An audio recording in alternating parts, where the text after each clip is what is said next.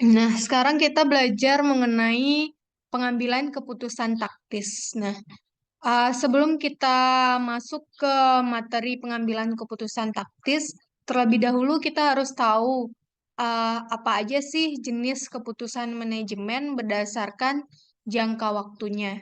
Jadi, terdapat dua jenis keputusan manajemen berdasarkan jangka waktunya, yakni itu pengambilan keputusan strategis dan kemudian pengambilan keputusan taktis.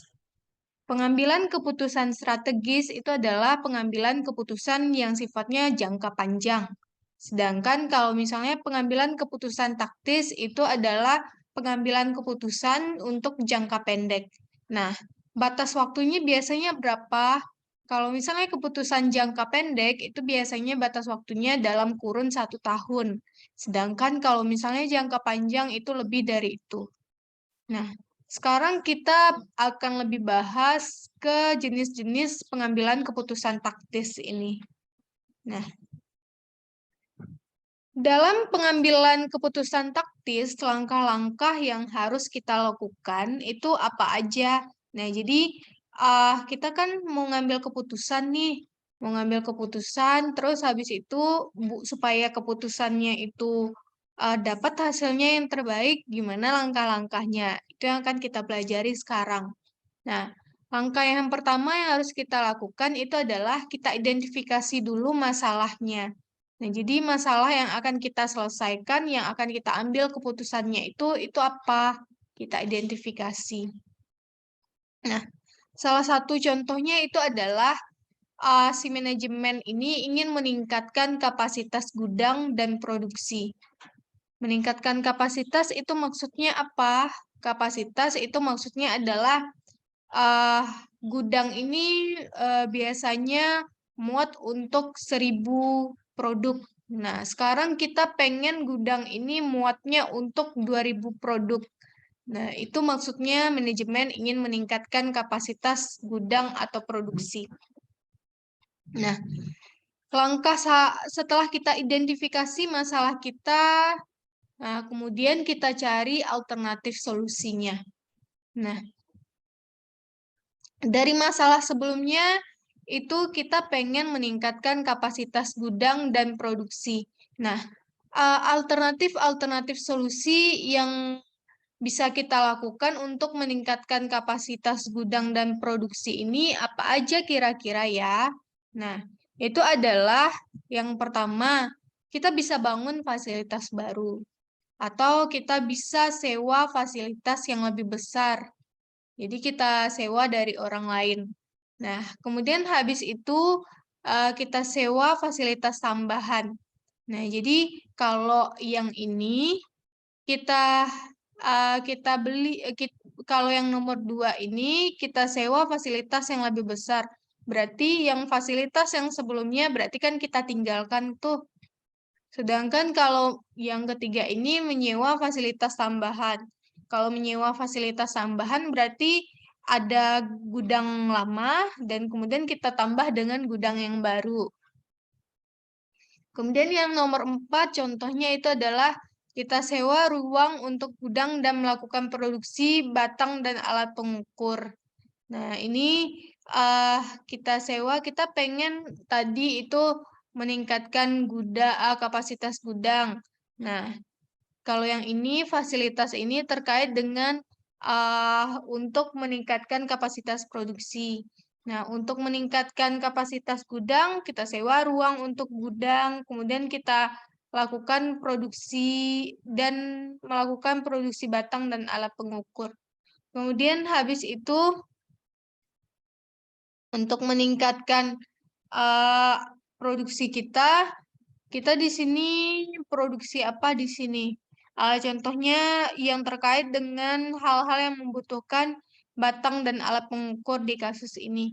Nah, berarti kita beli batang dan alat pengukurnya, kemudian kita kosongkan ruangan yang diperlukan, kita pakai yang ruangan yang dikosongkan itu untuk produksi dan gudang. Jadi kita masih pakai ruangan yang masih ada, kemudian ruangan yang masih ada tersebut kalau dia nggak diperlukan, kita kosongkan dan kita gunakan sebagai gudang. Nah, setelah ketemu alternatif-alternatif solusinya, maka kita identifikasi biaya dan manfaat sehubungan dengan setiap alternatif tersebut. Nah, jadi di sini kan ketemu nih 5 alternatifnya.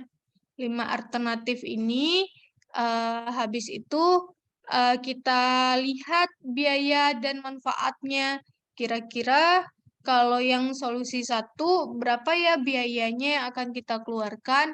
Kemudian manfaat yang akan ditimbulkan berarti nanti terkait dengan aliran kas masa depannya atau kemungkinan peluang uh, kualitatifnya nanti akan kita dapatkan apa ya? Nah, nanti tuh kita bakalan milih uh, sesuatu pilihan atau alternatif yang biayanya itu lebih kecil daripada manfaatnya.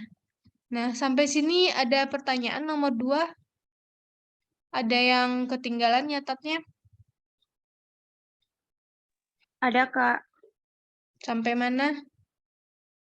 Sini. Ya, silakan catat dulu.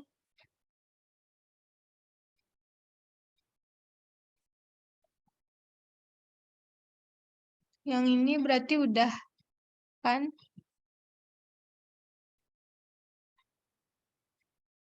Ini aja langsung yang contoh nih singkat-singkat aja.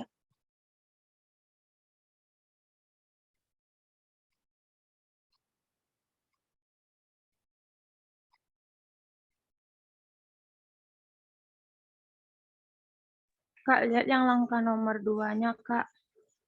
Ini.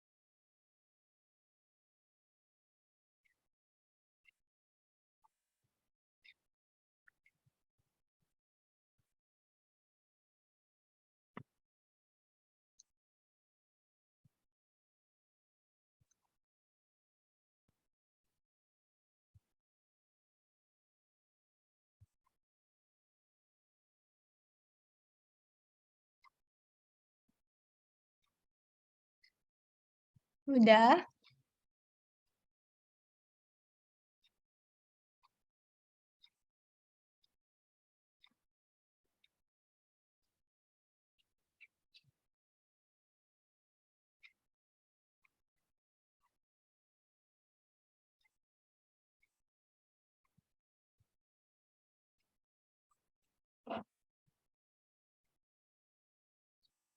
Udah yang langkah 2.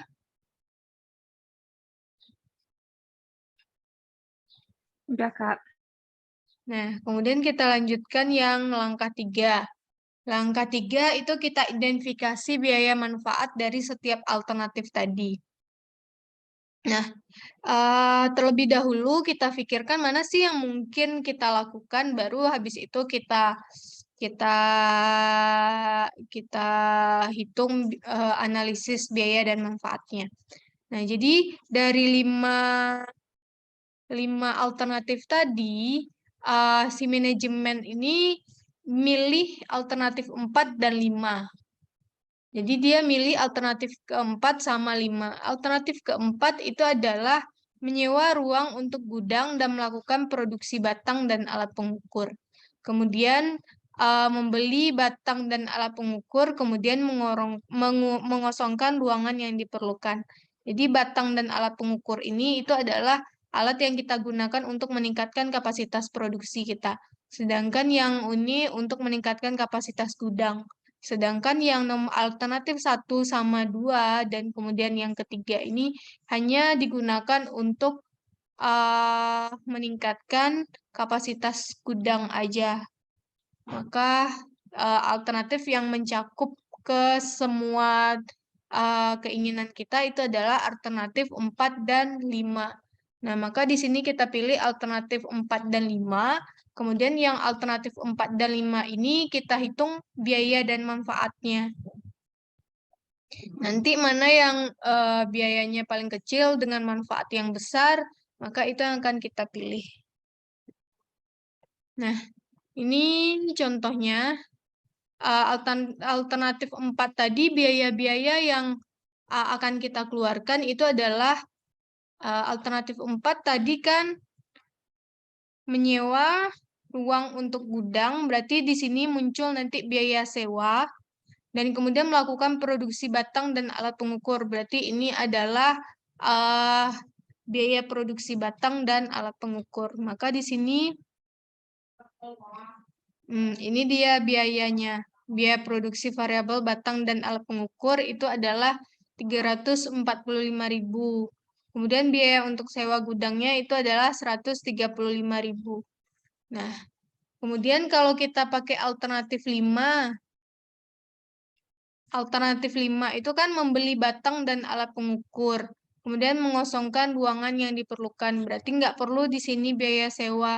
Kemudian berarti yang hanya diperlukan itu adalah membeli batang dan alat pengukurnya. Kita lihat di sini.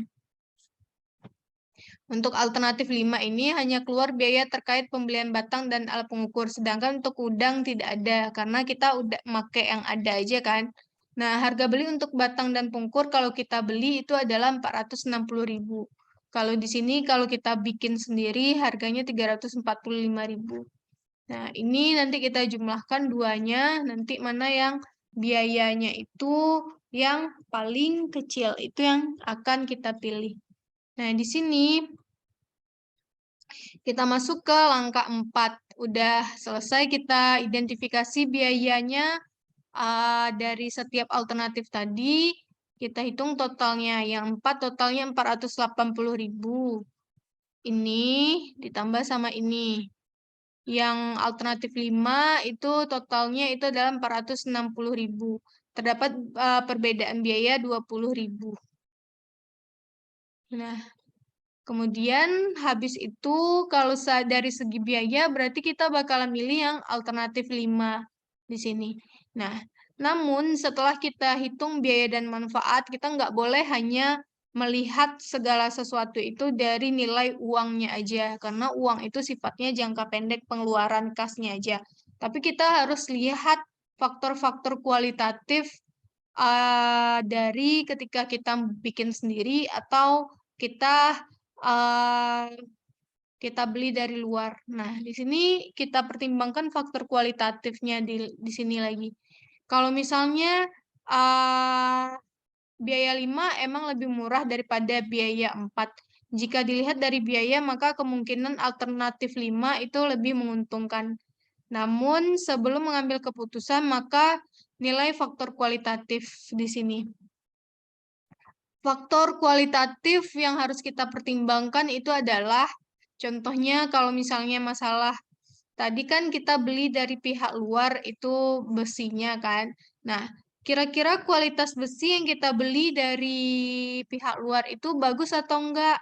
Kemudian kira-kira pemasok besi tadi itu bisa diandalkan atau enggak? Nanti pas kita sedang produksi nih, kita butuh bahannya sekarang. Ternyata nggak datang tepat waktu. Berarti kan kita nanti proses produksi kita itu kan tertunda. Kalau tertunda berarti nanti biaya listrik tetap jalan, biaya tenaga kerja tetap jalan, sedangkan produk yang dihasilkan itu nggak ada. Jadi kan rugi juga perusahaan lebih besar daripada itu. Nah, kemudian habis itu yang ketiga yang harus kita perhatikan itu adalah stabilitas harga.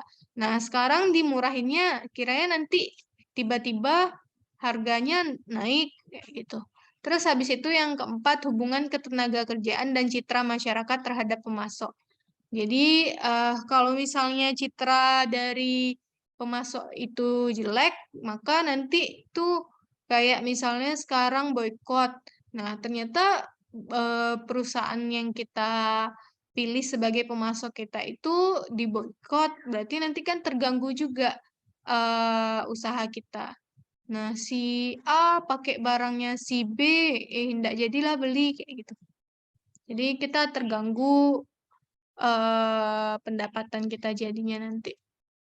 Nah, jadi ternyata untuk alternatif ini kualitas pemasok dinilai kurang jadi kita perhatikan yang 4 ini ternyata ditemukan bahwa kualitas pemasok untuk yang alternatif 5 itu dinilai kurang. Nah, kemudian kita bikin keputusan. Langkah ke-6-nya itu kita bikin keputusan. Nah, bikin keputusannya perbedaan biaya yang terlalu besar antara kedua alternatif dan buruknya kualitas pemasok jika membeli dari luar, maka perusahaan memutuskan untuk memilih alternatif keempat, yakni terus memproduksi batang dan alat pengukur secara internal dan menyewa gudang. Jadi di sini perbedaan harganya kan nggak terlalu jauh, cuma 20.000. Nah, sedangkan kalau misalnya kualitasnya jelek, nanti kerugian kita berarti produk yang kita hasilkan juga jelek kan. Nah, lebih besar resikonya nanti kalau kita beli dari luar daripada biaya yang kita keluarkan dengan perbedaan 20.000 tadi. Maka di sini perusahaan memutuskan untuk memilih alternatif keempat. Nah, sampai sini ada pertanyaan? Mau nyatat dulu. Ini yang langkah keberapa lagi? 4 sama 5 ya? 3. 3 nih sampai mana kalian? 3 udah? Belum, Kak. 3 udah? Belum, Kak. Ya udah. Kan 3.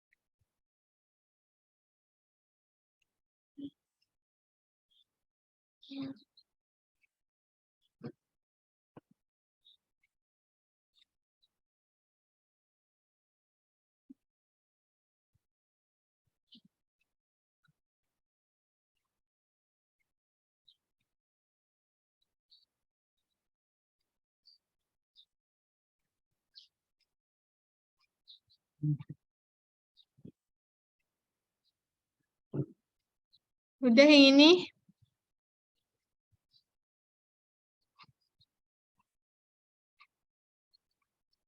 Ini yang alternatif 4 sama 5-nya.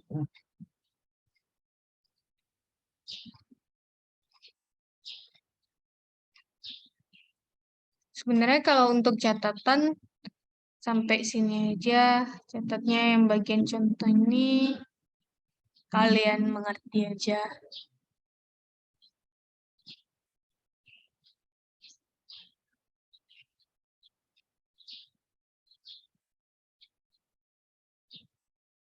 Terus ini biasanya sering juga keluar nih. Faktor kualitatif yang harus dipertimbangkan.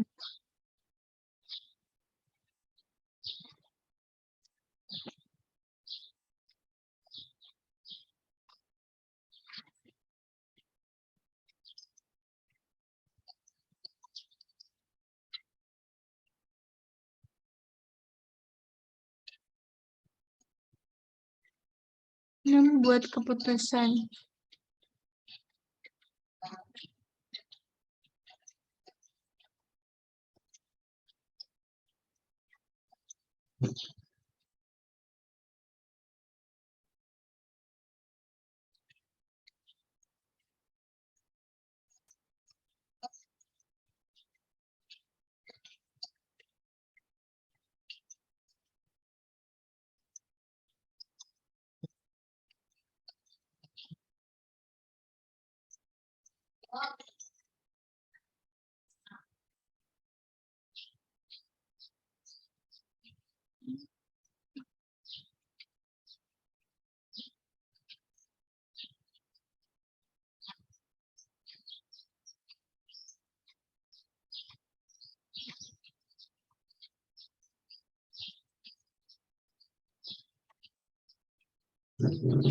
Udah?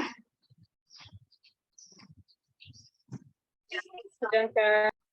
Nah, kemudian kita masuk, jadi sebelum kita masuk ke contoh-contoh dari keputusan taktis di sini, nah kita terlebih dahulu harus kenal dengan yang namanya biaya relevan. Nah, biaya relevan itu apa? Biaya relevan itu adalah biaya yang nantinya akan mempengaruhi kita dalam pengambilan keputusan.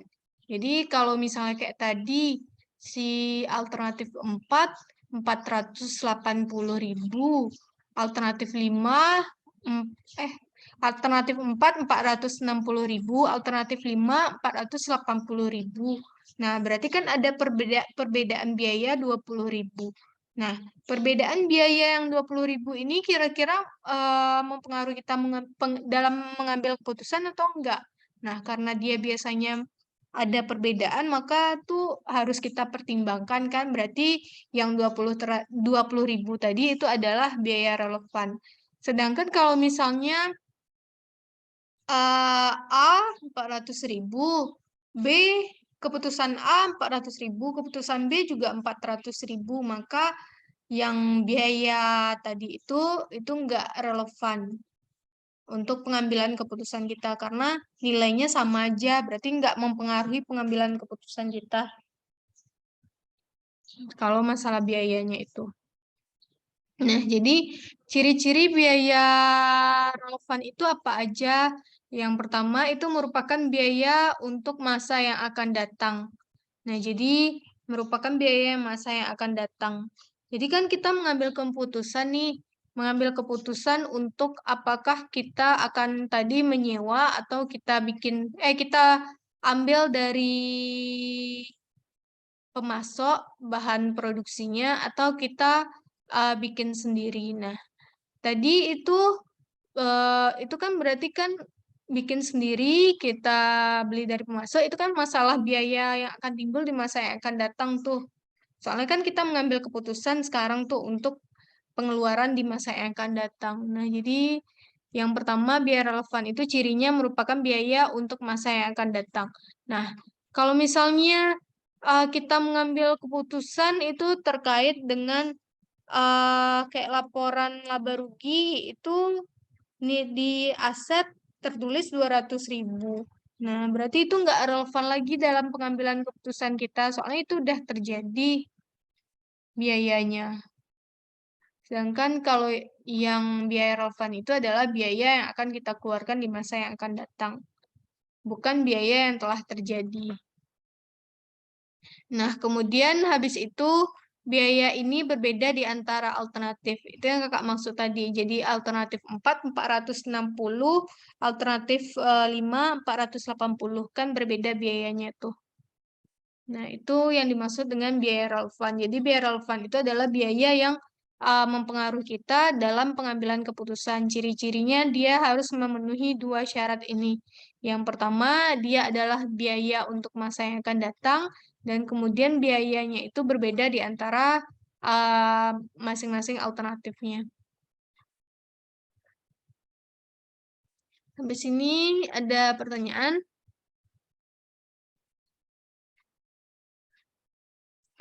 Silakan catat dulu ya ini.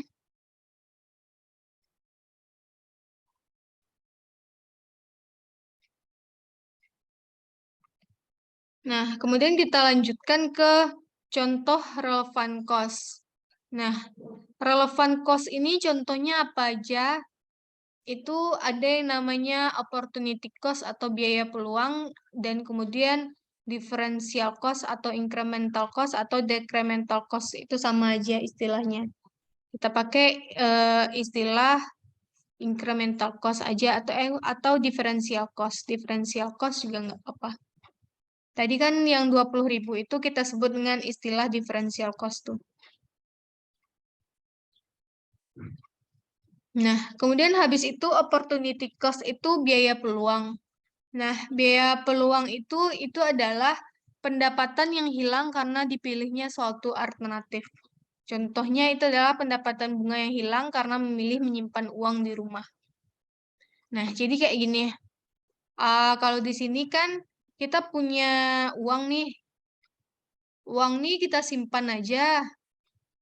Kalau kita punya uang lebih kan ada berbagai alternatif yang dapat kita lakukan. Apakah kita simpan di bank atau kita simpan aja di rumah. Nah, ketika kita memilih untuk menyimpannya di rumah aja, maka ada biaya opportunity cost di sana.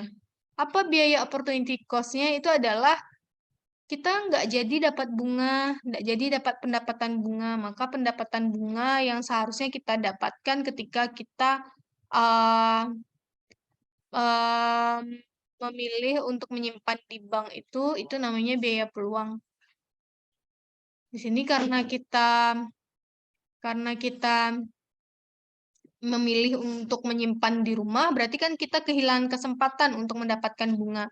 Nah, kehilangan kesempatan untuk mendapatkan bunga itu biaya yang disebut dengan biaya peluang. Nah, sama kayak gini, kita tamat SMA. Nah, tamat SMA ini ada kesempatan untuk bekerja. Nah, tapi kita memilih untuk kuliah.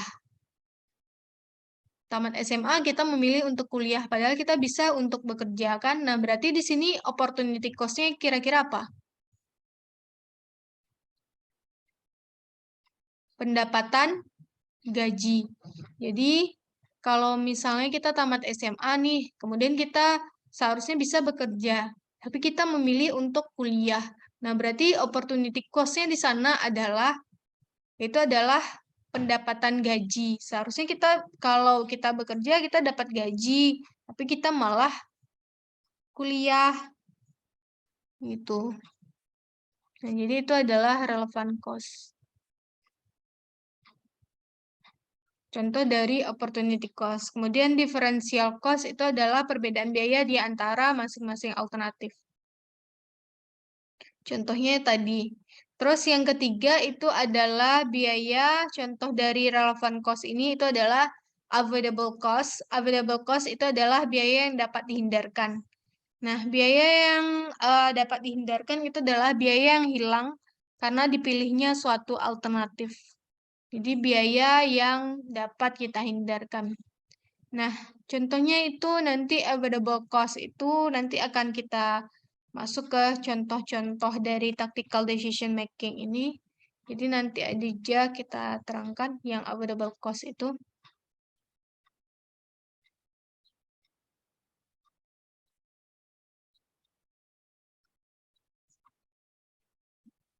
Nah, kita masuk ke irrelevant cost. Kalau ada relevant cost, maka ada irrelevant cost. Irrelevant cost itu adalah biaya yang tidak mempengaruhi keputusan. Yang ini udah dicatat. Yang jenis dari biaya relevan yang 3 ini.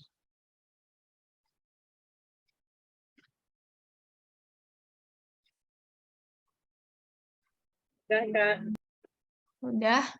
Nah, berarti kita masuk ke irrelevant cost. Contoh dari irrelevant cost itu adalah yang pertama biaya yang telah lalu atau past cost seperti sunk cost. Nah, jadi ya sebut tadi biaya depresiasi itu tidak akan mempengaruhi kita dalam pengambilan keputusan. Contohnya kayak gini. kita udah punya gedung nih. Terus habis itu kita mau meningkatkan kapasitas gedung. Terus jadinya kita sewa gedung baru. Nah, maka biaya depresiasi dari gedung lama itu tidak mempengaruhi pengambilan keputusan kita. Kenapa kayak gitu? Karena mau kita sewa gedung orang yang gedung baru, yang gedung lama ini karena kita tetap memilikinya, maka dia harus didepresiasi kan. Jadi nggak ada perbedaan di sana. Jadi biaya masa lalu itu adalah biaya yang bakalan tetap aja terus berjalan walaupun kita memilih alternatif yang baru. Contohnya itu adalah sang kos tadi biaya depresiasi. Jadi kita punya mesin nih. Nah, kita butuh kapasitas yang baru dari mesin nih.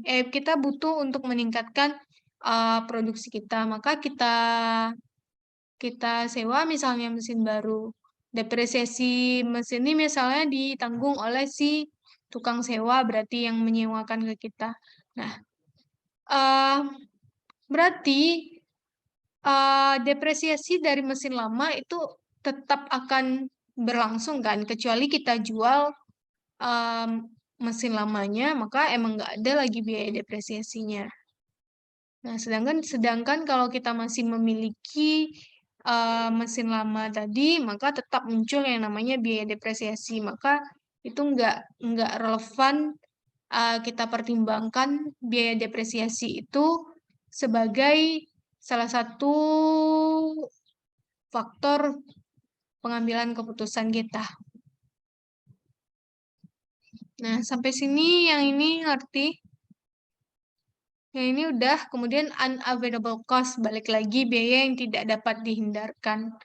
Biaya yang bakalan tetap aja muncul walaupun kita milih A atau B. Sama kayak biaya depresiasi tadi juga bisa kayak gitu, unavoidable cost dia.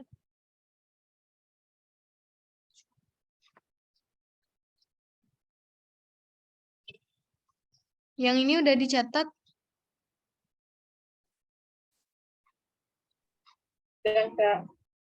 Nah, kemudian kita lanjut ke implementasi dari aplikasi biaya relevan.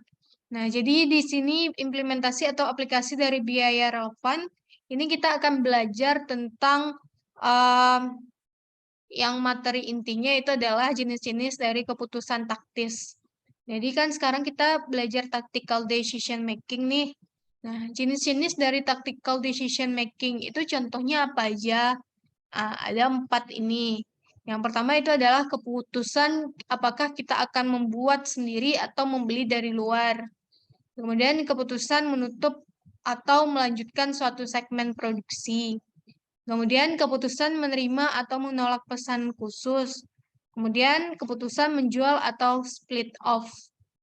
Atau memproses lebih lanjut pada joint product. Nah, joint product kalian udah belajar belum ya di Akbi kemarin tuh? Kak lupa.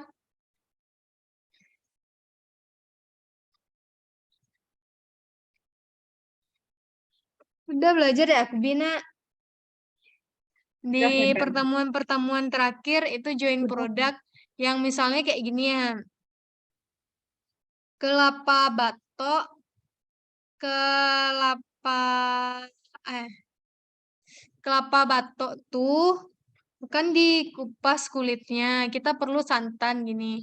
Nanti kan produk utamanya itu kan santannya. Nah, batoknya itu kita jual atau kita proses lebih lanjut gitu. Proses lebih lanjut berarti bisa kita jadikan bara bara bara bara apa? Bara untuk orang bikin manggang ikan tuh kita kemas baik-baik, terus kita jual. Sekarang kan ada tuh orang diimpornya bara tuh.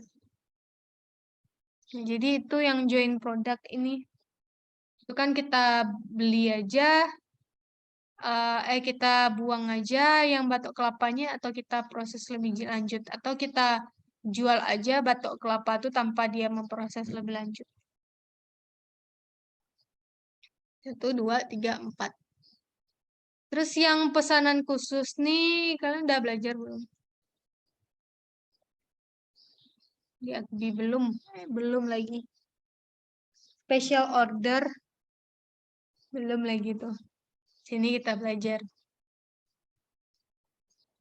Yang ini udah dicatat. Sekarang yang Lagi nyatet, Kak. Sekarang kita belajar yang 1 sama 2 aja dulu. Nanti pertemuan ke-11 kita latihan 1 sama 2-nya. Terus 3 dan 4 pertemuan selanjutnya.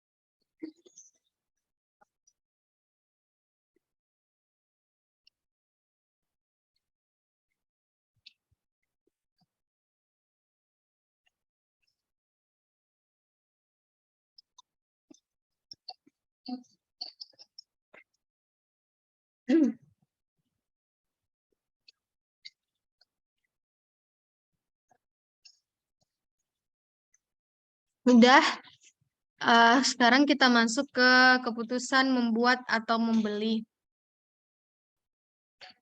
Make or buy decision. Nah, kalau yang tadi kan itu salah satu contoh dari keputusan membuat dan membeli.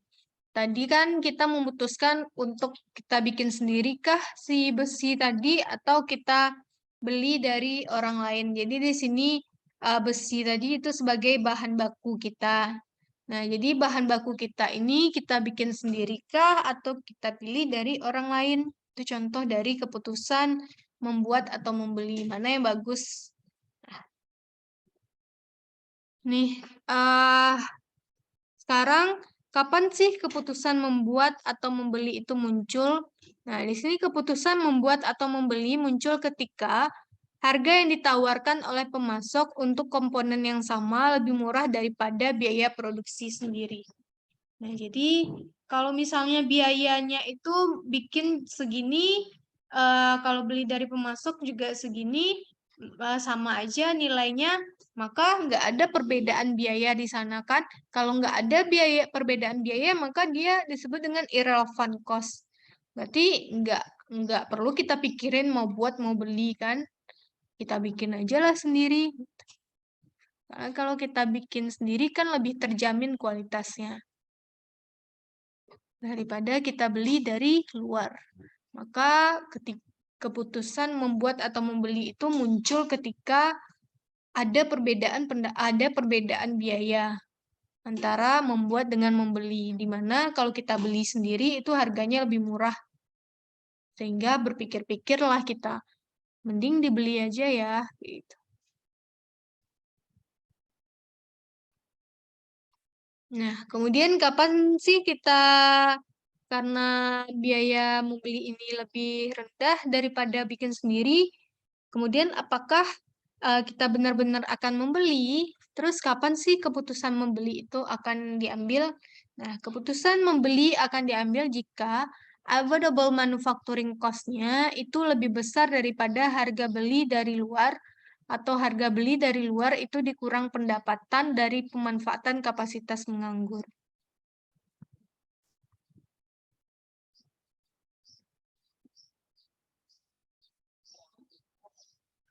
Berat leher kakaknya.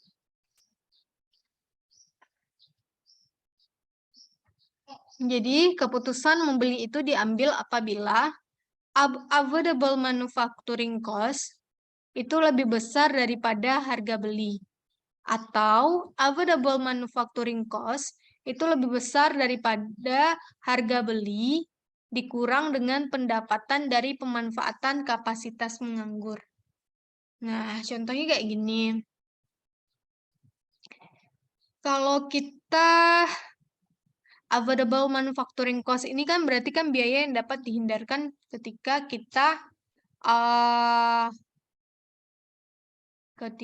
kita membuat sendiri. Jadi avoidable manufacturing cost itu adalah biaya yang dapat kita hindarkan ketika kita memproduksi sendiri. Avoidable manufacturing cost itu adalah biaya yang dapat kita hindarkan ketika kita memproduksi sendiri. Nah, kemudian harga beli ini itu adalah kalau kita beli dari luar itu berapa biayanya. Tentu kalau keputusan membeli kita ambil ketika available manufacturing cost-nya ini lebih besar biayanya daripada harga beli. Jadi harga beli ini lebih murah kita beli daripada kita bikin sendiri. Nah, di sini kalau misalnya kita bikin sendiri, kita memilih untuk membeli, maka otomatis kan kayak mesin-mesin produksi kita itu kan nggak kepake kan. Nah, jadi mesin-mesin yang nggak kepake itu kita sewakan. Kalau kita sewakan, nah gini, kakak mau contohin itu pendapatan dari pemanfaatan kapasitas menganggur ini itu apa? Soalnya kan di sini keputusan membeli itu diambil apabila available manufacturing cost itu lebih besar daripada harga beli. Atau available manufacturing cost itu lebih besar daripada harga beli dikurangi dengan pendapatan kapasitas menganggur. Pendapatan kapasitas menganggur ini itu contohnya apa? Nah, ketika kita memutuskan untuk membeli ketimbang bikin sendiri, biasanya kita bikin sendiri nih. Sekarang kita memutuskan untuk membeli. Nah, berarti kan alat-alat produksi yang biasa kita gunakan itu kan jadinya menganggur. Itu maksudnya kapasitas menganggur. Nah, alat-alat yang menganggur tadi itu bisa kita sewakan kan ke orang lain. Nah, kalau kita sewakan ke orang lain, maka kita berarti dapat pendapatan sewa di sana. Nah, pendapatan sewa itulah yang dimaksud dengan pendapatan dari pemanfaatan kapasitas menganggur tadi, contohnya. Nah, jadi harga beli, berapa kita beli dari luar bahan produksinya, kemudian kita kurangi dengan pendapatan dari pemanfaatan kapasitas menganggur. Jadi kalau tadi besi, ini adalah biaya produksi sendiri dari besinya berapa. Kemudian ini kalau kemudian ini harga beli ini itu adalah harga beli yang ditawarkan dari besi tadi ketika kita beli dari pemasok. Kemudian ini dikurangi dengan alat-alat produksi yang biasa kita pakai untuk memproduksi besi ini karena dia nggak kepake lagi, kemudian kita sewakan dapat pendapatan. Nah, pendapatannya itulah kita kurangi harga beli dengan pendapatan sewa tadi. Contohnya. Sampai sini ada pertanyaan? Paham?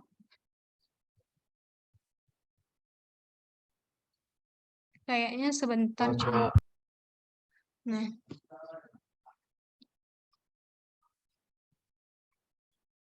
Besok kita baru fokus ke latihan. Contoh soal dari pembahasan keputusan membuat dan membeli. Nih, biaya produksi komponen A01 untuk kapasitas 1000 unit adalah sebagai berikut. Nah, biaya per unit kita, kalau kita namanya biaya produksi kan, berarti kalau kita bikin sendiri, itu biaya-biaya yang akan kita keluarkan itu ada bahan baku langsung, biaya tenaga kerja langsung, kemudian biaya tetapnya. Biaya tetapnya ada variabel, ada tetap. Nah, ini berarti tarif OH tetap kan? Ini biaya per unitnya. Tarif OH-nya ini. Nah, kemudian kalau misalnya untuk kapasitas 1000 unit, berarti kalilah 1.500 kali 1.000, 500.000, 400.000, 150.000, 450.000. Jadi total biayanya itu adalah 1.500.000 yang kita keluarkan kalau misalnya kita produksi sendiri. Nah, biaya tetap, biaya overhead itu adalah biaya yang ada di pabrik kan, seluruh biaya yang ada di pabrik. Nah, di dalam biaya overhead tetap tadi yang 450.000 ini, itu di dalamnya ada pajak bumi dan bangunan dan kemudian biaya penyusutan gedung. Yang nilainya nanti kalau pajak bumi dan bangunan itu 50.000, kemudian biaya penyusutan gedung itu 200.000. Nah, kemudian kalau kita beli sendiri, kalau kita beli komponen A01 ini dari luar, dari supplier, itu dia menawarkan biaya 1.350 per unit. Nah, di sini kita lihat bahwa kalau kita bikin sendiri, total biaya per unitnya itu adalah 1.500. Kita beli itu 1.350. Nah, berarti kan ada perbedaan biaya nih. Ada perbedaan biaya antara beli dengan bikin sendiri.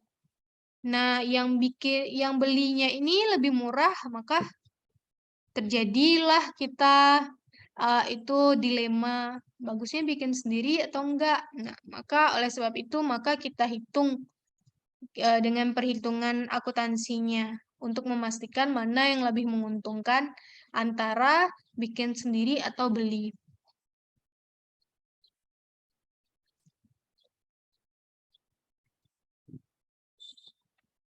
Nah, soalnya itu adalah apakah tawaran dari supplier tersebut kita terima dengan asumsi kapasitas yang biasanya digunakan untuk membuat komponen tersebut dibiarkan menganggur.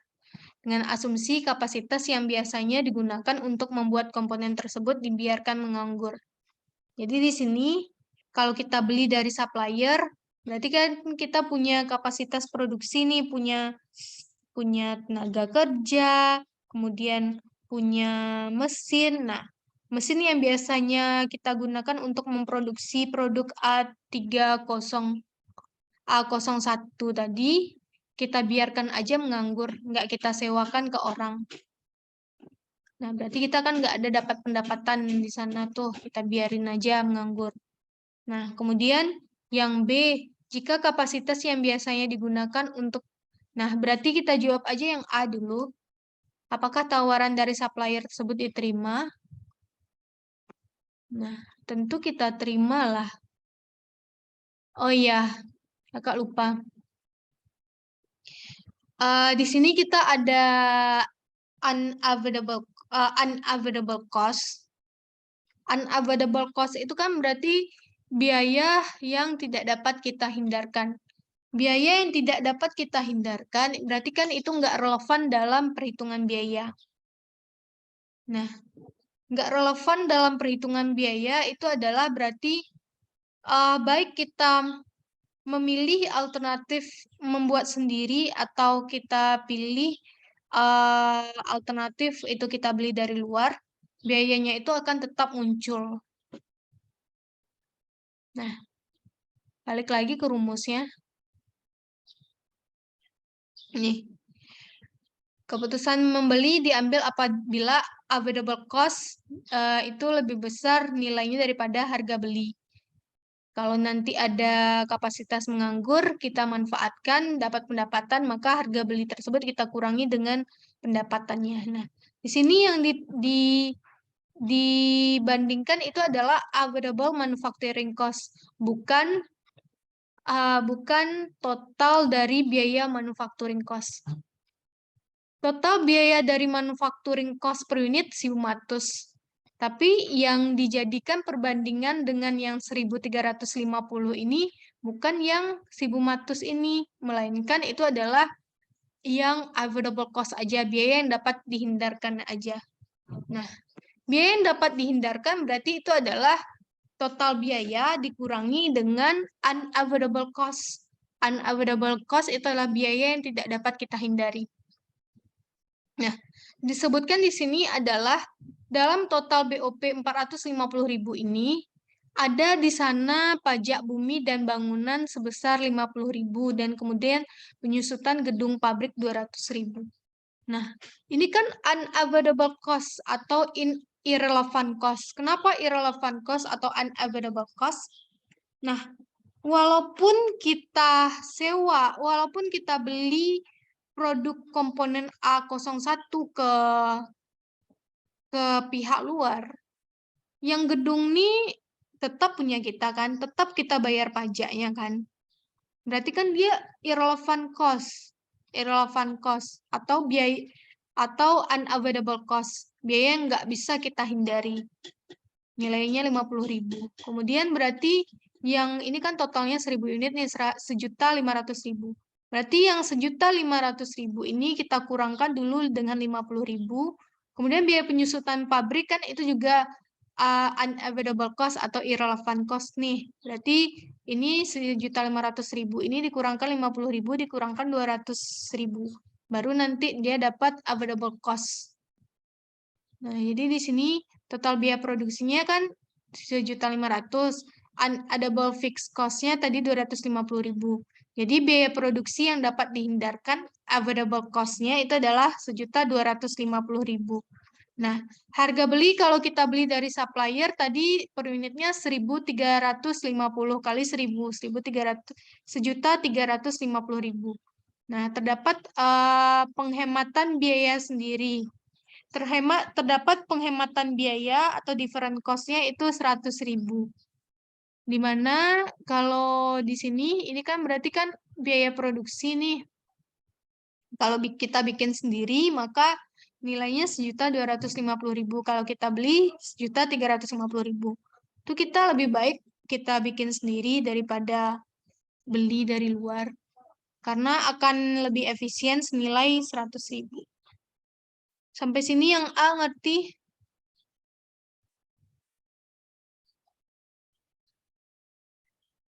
Gue catat dulu yang ini. Ini udah dicatat.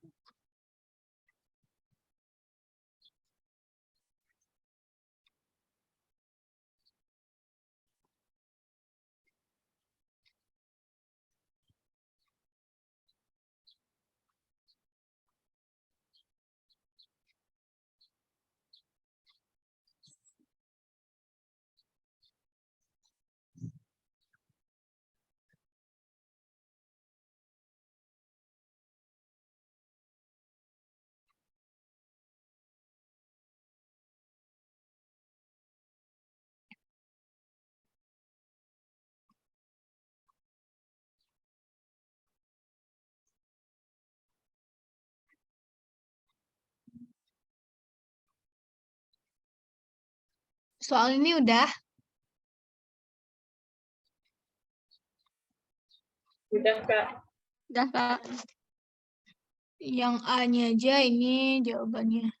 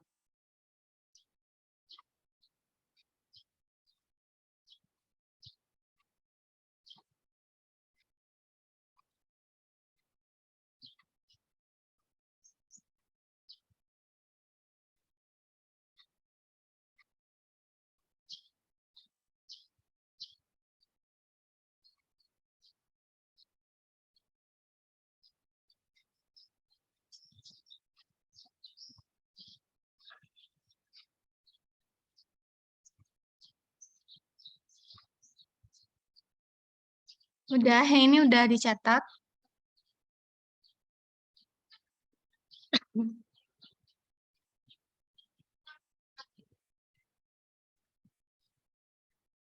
Nah, kemudian kita lanjutkan yang B. Jika kapasitas yang biasanya digunakan untuk membuat komponen tersebut dapat disewakan sebesar 150.000, bagaimana keputusan Anda? Nah, berarti kan biasanya kita yang kapasitas menganggur tadi itu kita sewakan. Dapat biaya pendapatan sewa 150.000. Gimana sih keputusan kita? Maka yang harga beli dari supplier tadi dikurangkan dengan 150.000. Jadi biaya produksi yang dapat dihindarkan kan nilainya 1.250.000 nih. Kemudian harga beli dari supplier 1.350.000. Nah, kalau karena ada pendapatan dari penyewaan kapasitas menganggur, maka yang 1.350.000 ini kita kurangkan dengan 150.000, dapatnya 1.200.000. Nah, berarti lebih baik kita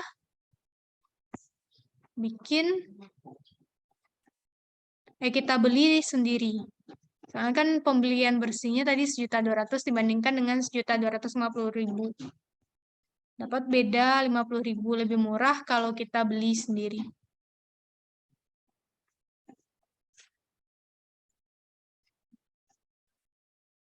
Ini pembuktian dari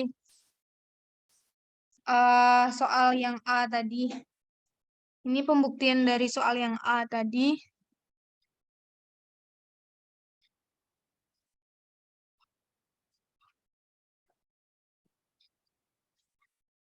Unavoidable fixed cost itu berarti kan baik buat sendiri sama beli dia akan tetap ada nih. Ini pembuktian dari soal A. Ini jawaban yang untuk soal B. Yang ini.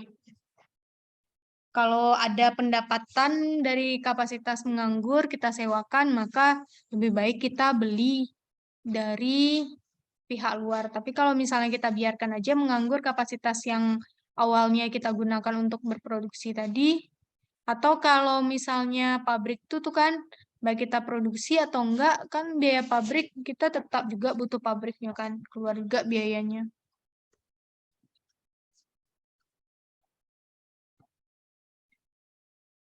Ini soal B.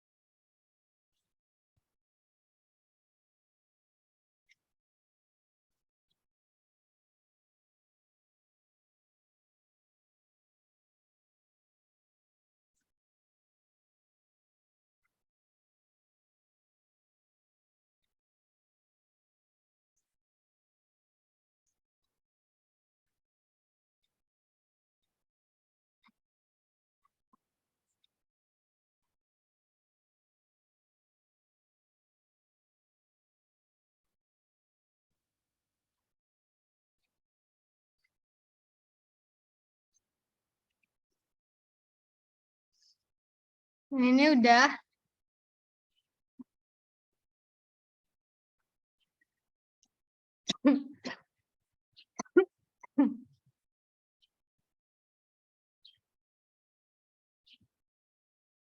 Kalau udah, kita lanjutkan yang C. Faktor kualitatif apa yang dipertimbangkan bila komponen dibeli dari luar? Nah, itu yang C ini sama aja jawabannya yang tadi. Dia ada 5 biasanya: kualitas produk, skandal supplier, hubungan dengan tenaga kerja dan citra masyarakat, kerahasiaan produk, kemudian inovasi produk. Ini tambahan kerahasiaan produk dan inovasi produk.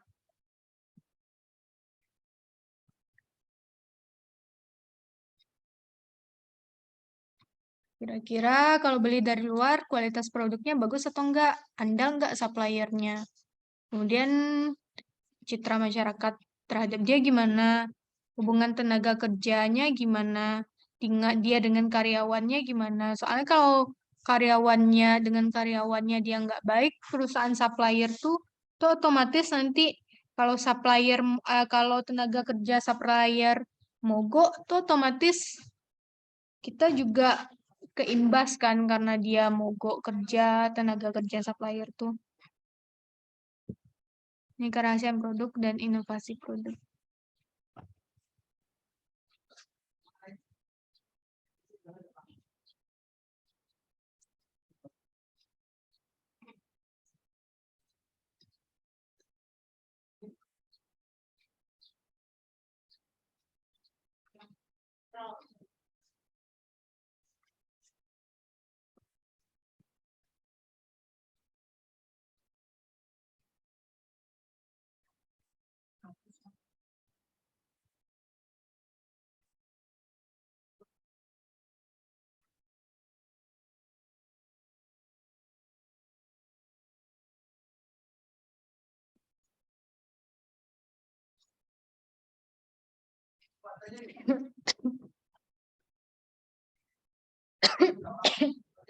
Ini udah.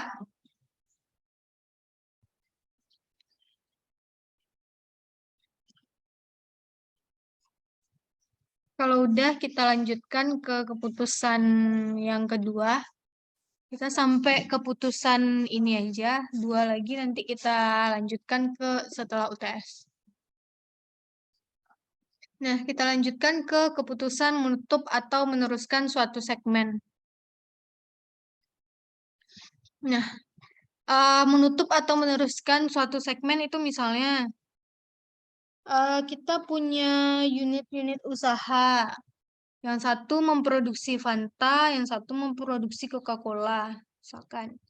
Nah, ternyata yang Fanta ini nggak menguntungkan, maka muncullah keputusan.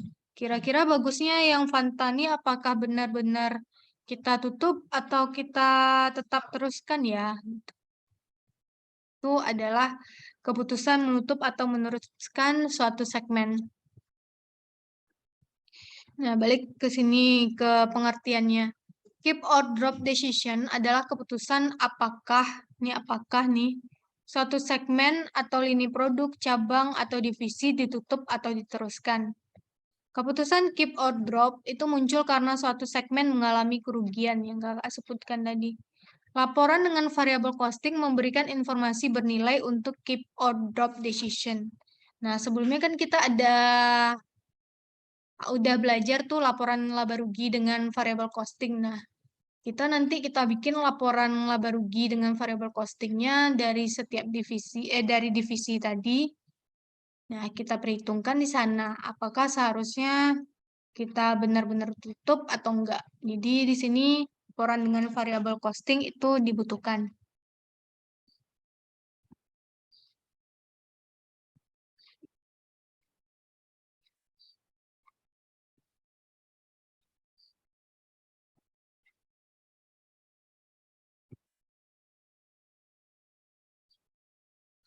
Ini biaya relevan atau tidak relevan, ini sama aja kayak tadi. Biaya relevannya itu tentu available cost, biaya yang tidak relevan tuh unavailable fixed cost. Kemudian pendapatannya relevan tuh pendapatan kalau misalnya kita tutup segmen tuh otomatis ada barang-barang lama yang masih tersisa kan, peralatan-peralatan lama. Nah, itu tuh mau kita manfaatkan, kita sewakan, kita jual atau gimana. Nah, berarti itu kan termasuk pendapatan relevan.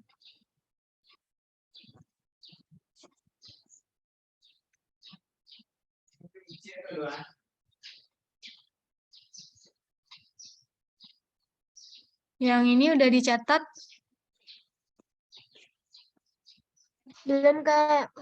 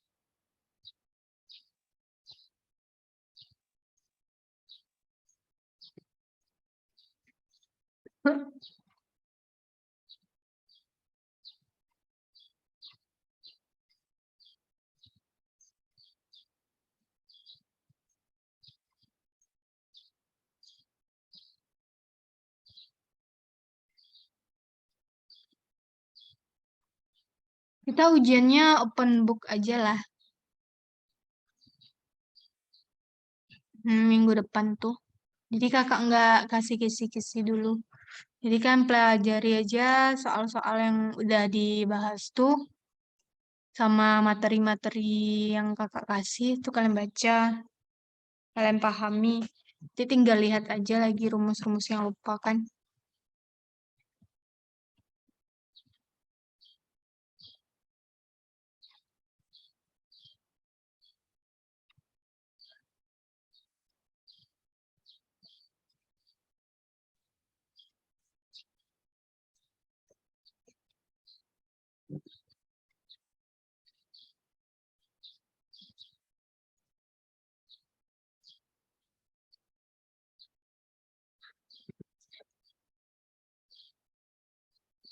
Ini udah. Nah, kemudian kita lanjut. Ah,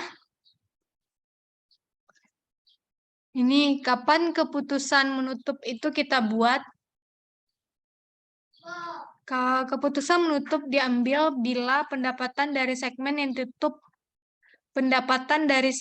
yang ditutup lebih kecil daripada available cost-nya, atau segmen itu rugi.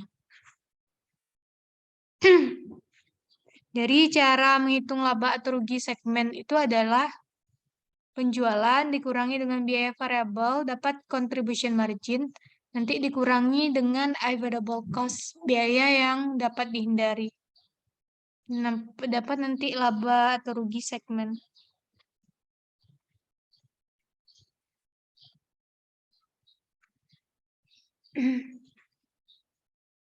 Kalau hasil ini rugi, maka kita tutup aja segmen kita. Tapi kalau ini masih untung, maka kita lanjutkan aja.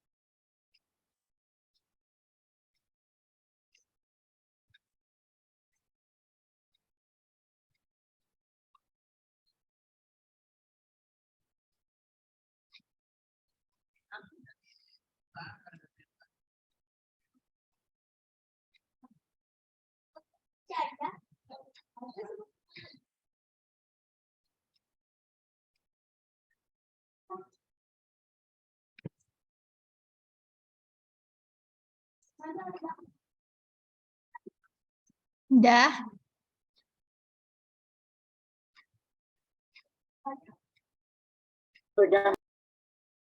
Nah, kita lanjut ke contoh soal.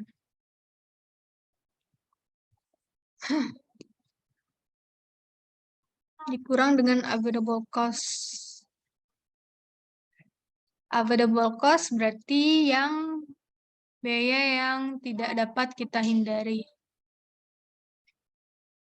Biaya yang dapat kita hindari kalau available cost. Unavailable cost baru ini. Nah, di sini contohnya PT Coca-Cola menghasilkan 3 jenis produk, yakni Coca-Cola, Fanta, dan Sprite. Proyeksi laba rugi tahun 200x dalam ribuan rupiah adalah sebagai berikut. Untuk Coca-Cola segini, ini Fanta, Sprite, totalnya segini. Nah, bisa kita lihat di sini Sprite itu mengalami kerugian. Ini adalah laporan laba rugi dengan variable costing, kan penjualan dikurangi dengan biaya variable dapat kontribusi margin dikurangi dengan biaya tetap langsung dapat laba. Kemudian common fixed expense. Nah, yang common fixed expense ini itu kan termasuk biaya yang tidak dapat dihindari itu kan. Soalnya kan common fixed expense itu kita belajar kemarin yang di yang ngitung BEP di multi produk itu, common fixed expense itu adalah biaya tetap yang dipakai oleh semua semua produk ini, baik Coca-Cola maupun Fanta maupun Sprite, itu dia make biaya itu.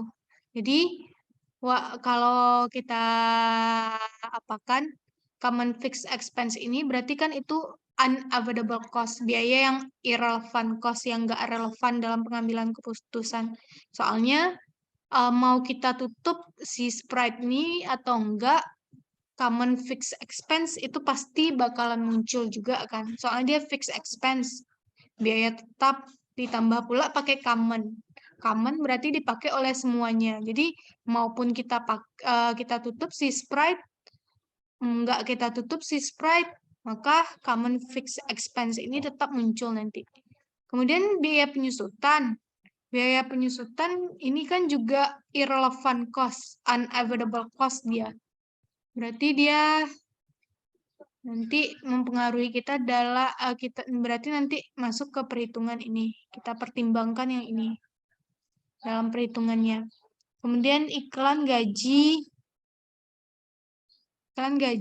itu berarti kan kalau misalnya kita tutup si Sprite ini, dia bakalan tetap juga keluar. Kita tutup si Sprite, maka nggak ada biaya iklan untuk Sprite lagi. Kita tutup si Sprite, berarti nggak ada biaya gaji lagi. Nah, karena ini rugi, maka kita bikin keputusan apakah si Sprite ini benar-benar akan kita tutup atau kita lanjutkan aja usahanya. Nah, di sini kita lihat dari tabel di atas dapat dilihat bahwa proyeksi kinerja perusahaan Sprite memperlihatkan rugi. Ini penjelasan yang kakak jelaskan tadi. 65.000. Proyeksi kerja rugi. Manajemen Coca-Cola merencanakan untuk menutup produk Sprite. Dengan penutupan produk Sprite, perusahaan akan menghemat biaya 65.000. 65.000 ini rugi Sprite ini.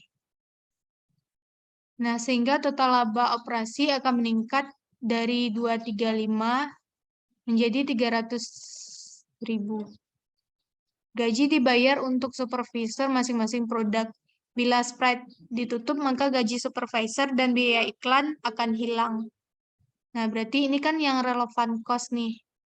Bila Sprite ditutup, maka gaji supervisor dan biaya iklan itu akan hilang. Berarti ini avoidable cost, biaya yang dapat dihindarkan.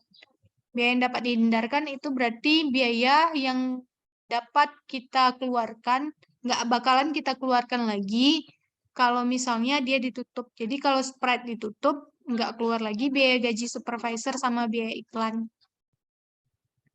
Sedangkan biaya penyusutan, biaya tetap bersama akan tetap ada meskipun produk Sprite ditutup katanya. Nah, pertanyaannya, apakah Anda setuju dengan keputusan manajemen untuk menutup Sprite?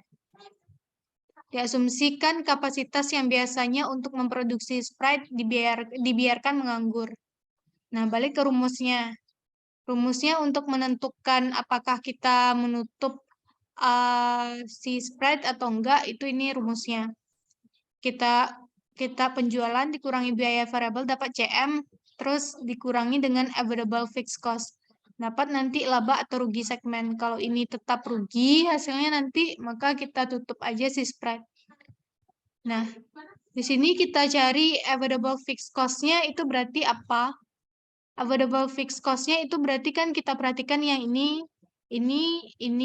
sama ini. Katanya di sini available fixed cost-nya gaji di sini. Dengan penutupan produk Sprite, perusahaan akan menghemat ini. Nih, gaji dibayar untuk supervisor. Bila Sprite ditutup, maka gaji supervisor dan biaya iklan akan hilang. Berarti kan ini biaya yang dapat dihindari nih. Kalau kita tutup Sprite, hilang biaya ini. Berarti dapat kita hindarkan biayanya. Nah, berarti di sini available fixed cost-nya itu adalah biaya gaji dan biaya iklan. 10 sama 15. Nah, ini dia perhitungannya. Penjualan Sprite 150.000. Di sini kita lihat dia berapa unit yang dijual.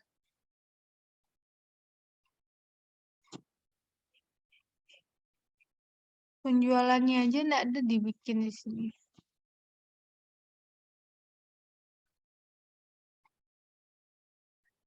Ini seharusnya oh ya ini. Dalam ribuan rupiah. Jadi penjualan kita itu 150.000. 150.000 karena dia dalam ribuan katanya. Kemudian available fixed cost-nya sebenarnya kan penjualan dikurangi aja sama biaya variabel. Dapat nanti CM.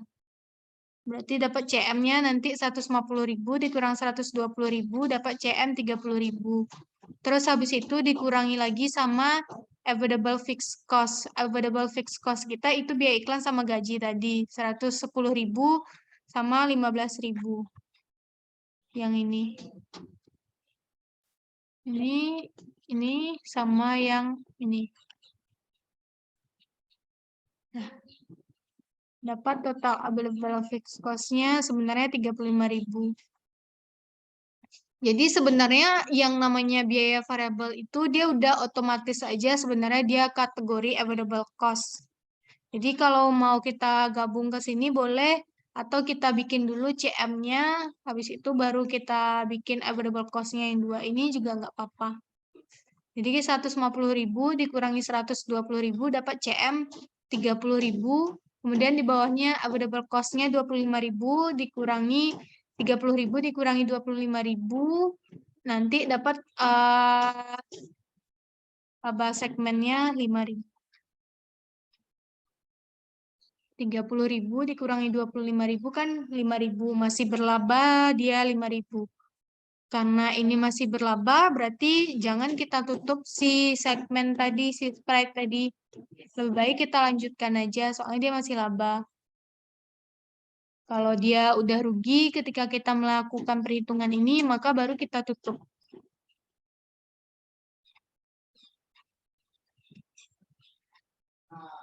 Nah, sampai sini ada pertanyaan?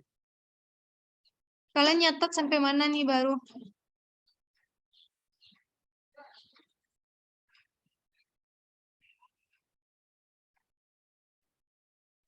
sampai sebelum contoh soal. Berarti contoh soal ini belum. Belum, Kak. Belum, Kak.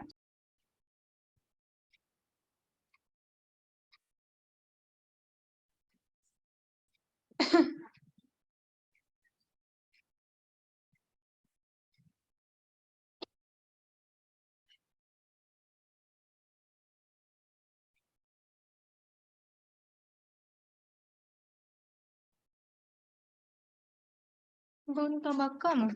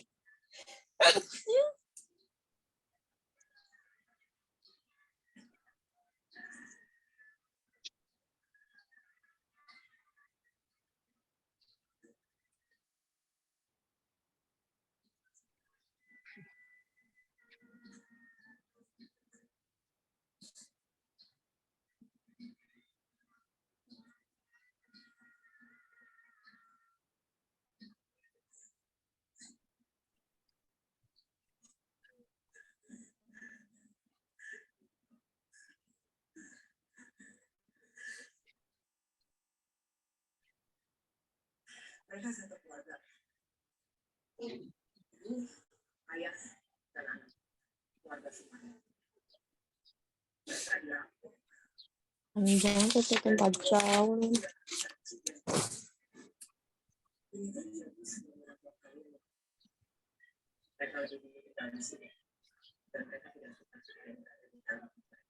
Udah, ke bawahnya lagi.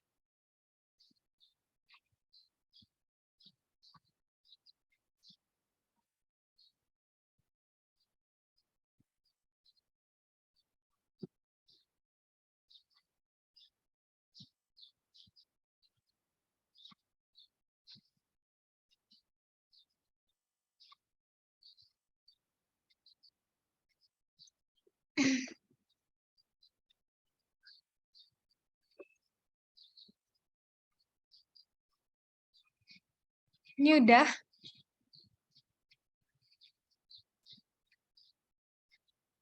Belum, Kak.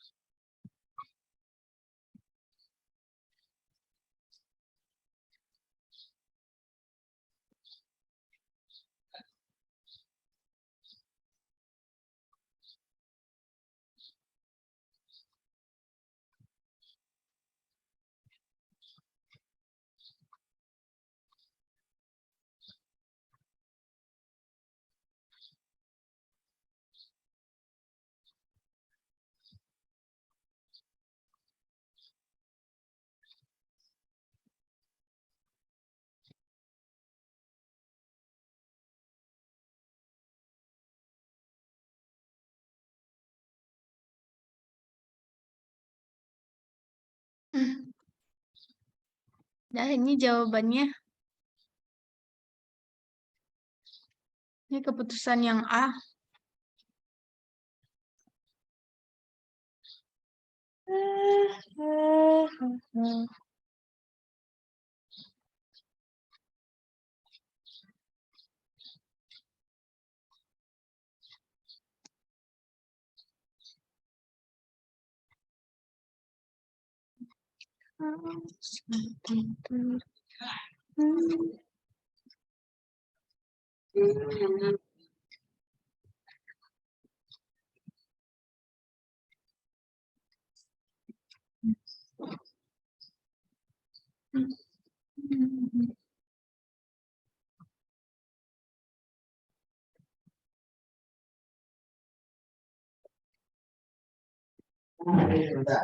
Pani ada kawan Pani yang bisa membuat enggak? Yang aku tadi izin tadi. Ya, besok ada orang yang itu tadi.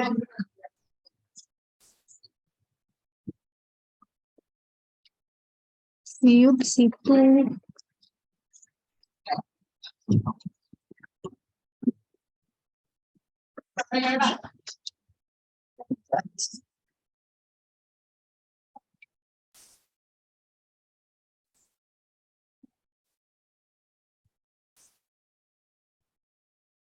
Yang A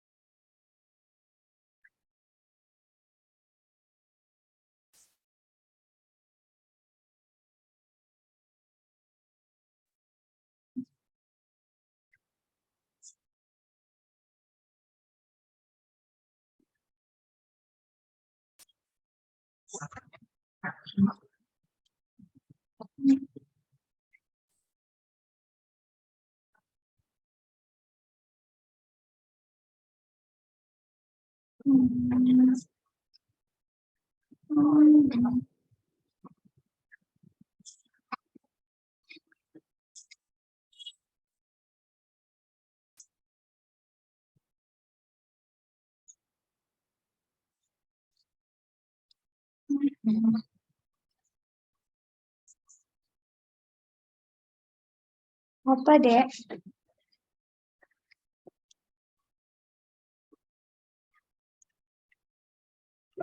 Oh God. Lihat.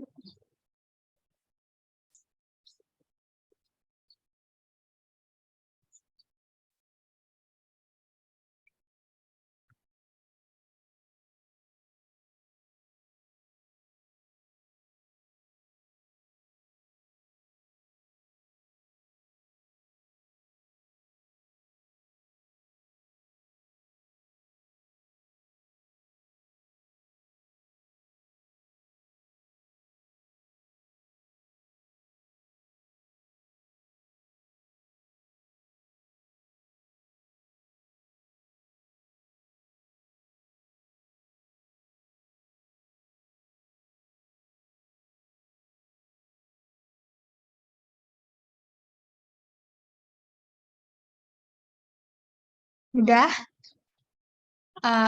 Kita lanjutkan yang B. Yang B, apa rekomendasi Anda jika kapasitas yang biasanya untuk memproduksi Sprite digunakan untuk mengembangkan produk Fanta? Bila dilakukan, penjualan Fanta akan meningkat sebesar 20%. Nah, jadi Sprite tadi kita tutup, kemudian kita pakai untuk memproduksi Fanta.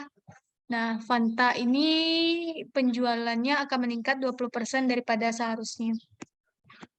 Nah, berarti yang B itu ini pembuktian yang A. Ya, pembuktian yang A.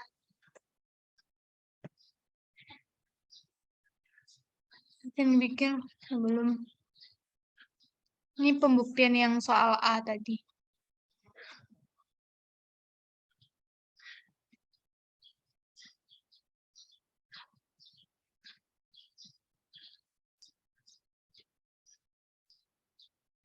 Di sini kan tuh yang ada di sebelum ditutup segini, kalau setelah ditutup berkurang dia penyusutan kan nggak ngaruh nih, tetap aja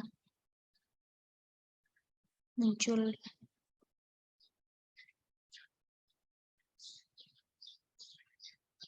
Ini yang total ini mah. Sebelum ditutup yang ini. Ini sebelum ditutup yang 1450 ini dipindahkan ke sini. Nah, kemudian kalau Sprite-nya berarti kan ini tetap kita kurangi. Kalau Sprite ditutup berarti nggak ada penjualan Sprite. Kurangi 150. Terus habis itu biaya variabel. Berarti nggak ada di sini. Dikurangi dapat segini. CM berarti ini kurang ini 30, ini kurang ini 570. Kemudian biaya iklan kalau Sprite ditutup kan berkurang jadinya tuh taruh sini. Jadinya biaya iklan jadinya sekarang 20 kalau Sprite ditutup. Biaya gaji jadinya 37 kalau dia ditutup. Beban penyusutan itu kan bakalan tetap aja nilainya. Baik ditutup si Sprite atau enggak, tetap aja nilainya 163. Makanya ini tetap aja di sini dikosongin. Kemudian laba segmennya dikurangilah 150 kurang 120 dapat 30, 30 kurang 10 kurang 15 dapat 5. Ini 570 kurang 20 kurang 37 dapat 163. Dikurang 163 dapat segini. Ini common fixed cost-nya ini kan baik dia ada si Sprite atau enggak kan bakalan tetap aja dikeluarkan. Makanya ini tetap aja di sini. 310 dapat 230. Jadi laba kalau si Sprite ini ditutup dapat labanya 230.000. Kalau si sebelum ditutup si Sprite dapat laba 235.000. Berarti kan masih untung nih di sini. Kalau si Sprite ini dilanjutkan aja. Terdapat perbedaan biaya 5. 235 kurang 230, 5.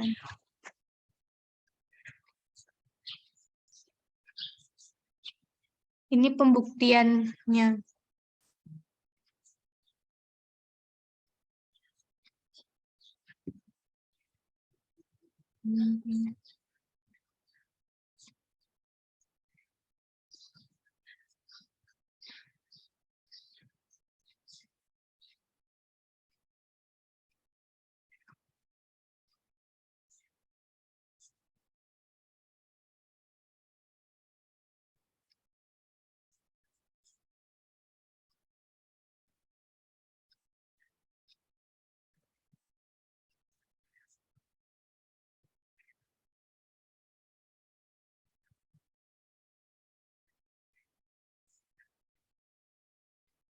Ini pembuktiannya udah. Udah, Kak. Nah, kita jawab yang B tadi. Yang B tadi spreadnya diganti jadi Fanta kan. Berarti peningkatan penjualan Fanta penjualan Fanta tadi kan penjualan Fanta 800.000. Nah, berarti naik 20% jadinya sekarang penjualan Fanta jadi ini peningkatannya aja yang kita lihat, peningkatan penjualannya berarti 160.000. Kemudian peningkatan biaya variabel kalau Fanta penjualannya meningkat, otomatis biaya variabelnya juga meningkat kan. Peningkatannya 96.000. Jadi peningkatan kontribusi marginnya 64.000. Ini kurang ini dapat 64.000. Kemudian hilangnya laba Sprite. Laba Sprite tadi kan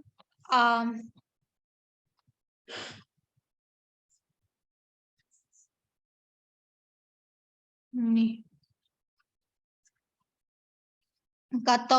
Kalau kita melanjutkan, maka dengan perhitungan yang A tadi, ada laba si Sprite ini masih 5.000. Maka 5.000 ini kita kurangkan di sini, hilangnya laba Sprite. Jadi di sini tambahan laba yang akan kita peroleh itu 59.000.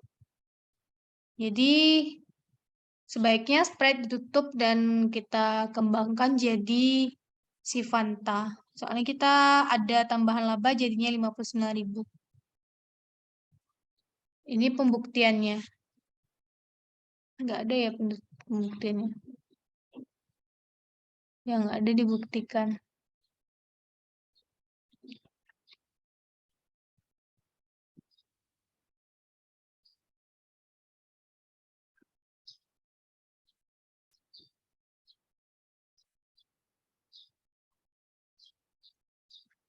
Jadi berarti untuk menjawab yang B ini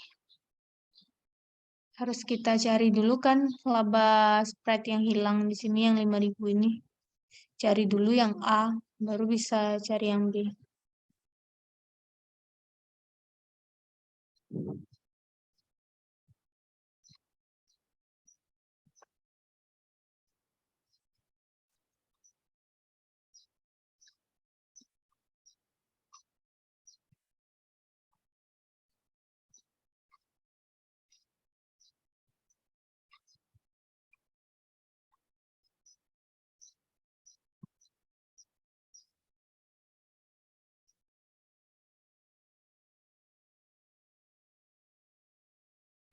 Jadi laba total perusahaan nanti 235.000 tambah 59.000. Jadi 294.000.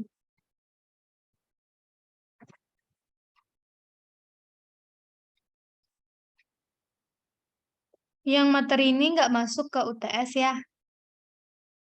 Jadi cuma sampai yang kita pelajari kemarin.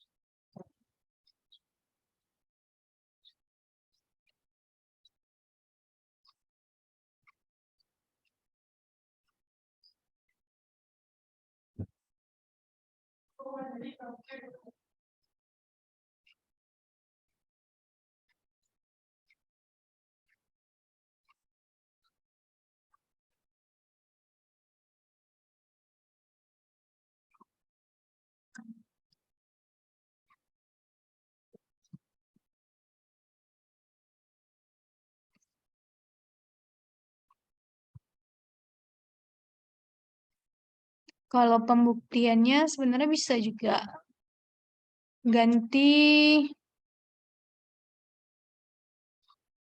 di sini sprite ini kita tutup, tingkatkan yang si Fanta nih. Tapi tetap munculkan biaya penyusutan sama common fixed cost-nya ini. Minggu depan aja kakak jelaskan ke contoh soal baru pembuktiannya.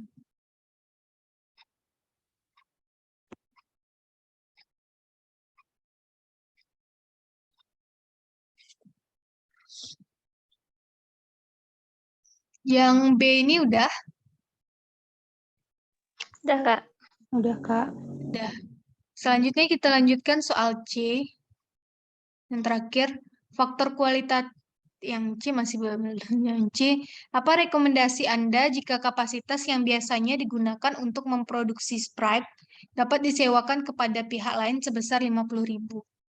Nah, kalau dapat kita sewakan itu gimana? Ada kapasitas menganggur kan kalau kita hentikan, kemudian kita sewakan. Nah, pendapatan sewanya 50.000.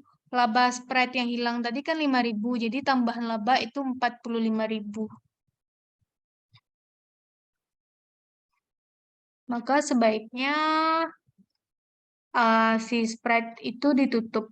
Karena ini masih berarti kan pendapatan sewa kalau kita tutup 50.000. Laba yang hilang kalau misalnya Sprite ini tutup, kalau Sprite ini tetap kita lanjutkan, laba yang hilangnya cuma 5.000. Sedangkan kalau kita tutup, kita dapat pendapatan sewa itu 50.000. Maka masih untung kita kan sebesar 45.000 ya. Sebaiknya kita tutup aja. Kalau kita tutup baru kita bisa dapat pendapatan sewa ini kan 50.000. Sedangkan kalau kita lanjutkan itu labanya cuma 5.000 yang kita hitung di A tadi. Sehingga tambahan laba kalau kita tutup dengan adanya pendapatan sewa, dengan tambahan pendapatan sewa ini, jadi tambahan laba dari yang awal itu 45.000. Laba yang di awal sebelum ditutup 235.000 ditambah dengan 45.000. Jadi 280.000. Ini 235.000-nya ini. Nih. Yang total awal. Sebelum ditutup.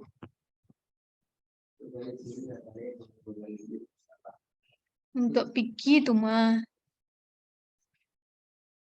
Fikri minta balian. Nah, ini yang C.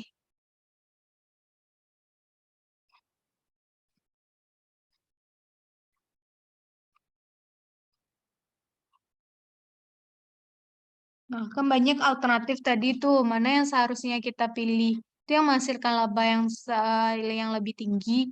Kalau Sprite ditutup dan kapasitasnya dibiarkan menganggur, maka kita dapat untung tadi 230.000. Karena ditutup, dia kan kelebihan labanya cuma 5.000. Awalnya kan laba kita 235.000, dikurangi 5.000, dapat 230.000.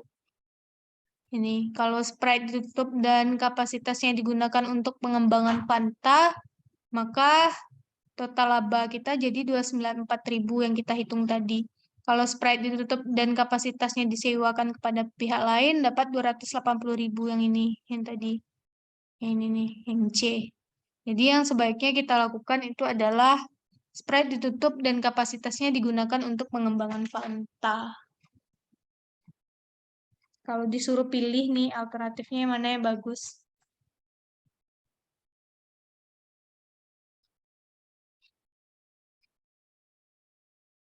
Silakan dicatat yang C. Nanti kalau ada soal mungkin lebih paham lagi. Kalau sekarang kan karena pembahasannya panjang, mungkin kurang paham.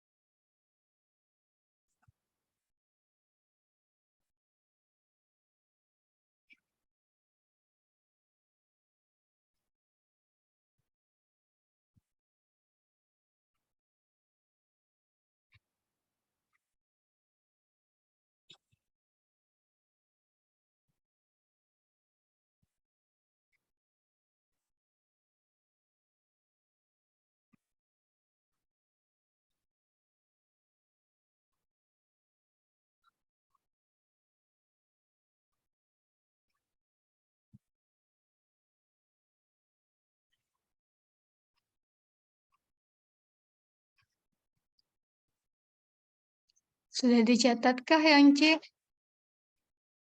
Sudah, Kak. Nah, selanjutnya yang D. C ini masih ada ya? Yang D ini salah. Nah, soal D. Yang D, faktor kualitatif apa yang dipertimbangkan ketika kita memilih, menutup, atau melanjutkan divisi atau segmen kita? Itu faktor kualitatifnya itu adalah ini nasib pekerja Sprite gimana? Tuh kalau misalnya kita tutup Sprite tuh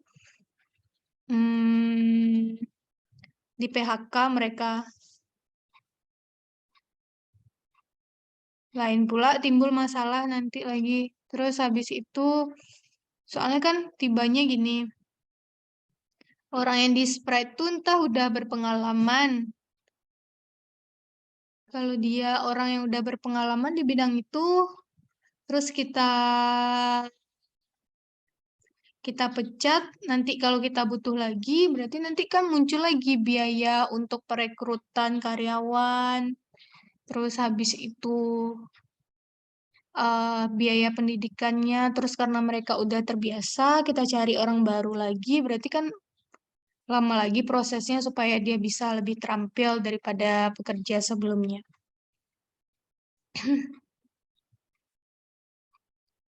Nah, kemudian kemungkinan desain ulang Sprite, kemudian kemungkinan masuknya pesaing baru, kemudian ketergantungan produk yang tutup dengan produk lainnya.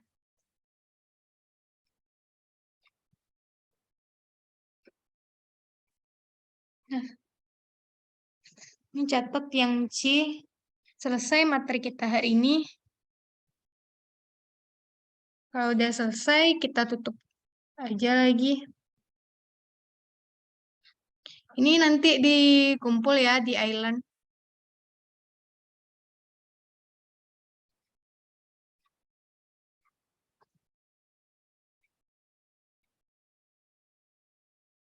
Ini ganti jawaban untuk soal D. Enggak C.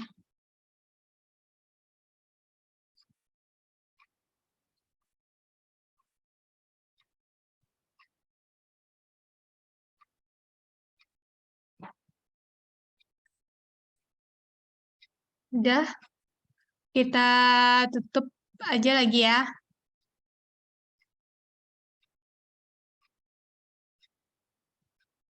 Kalian Baik, foto Kak. aja yang terakhir nih. Udah sekian pertemuan kita hari ini. Lebih dan kurang kakak mohon maaf. Minal aizin wal faizin. Assalamualaikum warahmatullahi wabarakatuh. Waalaikumsalam warahmatullahi wabarakatuh. Ya, selamat lebaran. Waalaikumsalam warahmatullahi wabarakatuh. Semangat lebaran, Kak. Iya. 1, 2, 3.